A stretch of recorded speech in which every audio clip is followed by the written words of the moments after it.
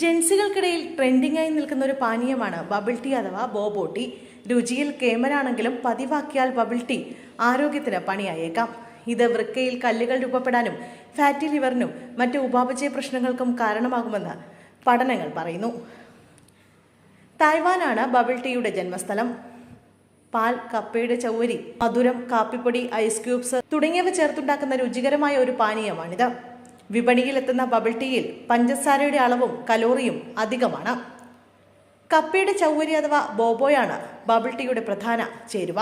ഇത് കപ്പയിൽ നിന്നുണ്ടാക്കുന്ന ചെറിയ ബോളുകളാണ്.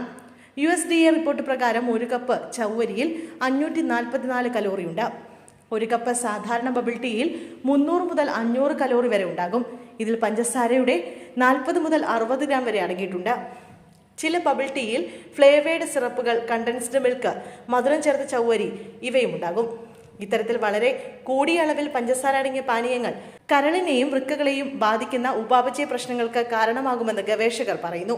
പഞ്ചസാരയുടെ അമിത ഉപയോഗം നോൺ ആൽക്കഹോളിക് ഫാറ്റി ലിവർ രോഗത്തിനുള്ള സാധ്യത കൂട്ടുമെന്ന് വിദഗ്ധർ മുന്നറിയിപ്പ് നൽകുന്നു.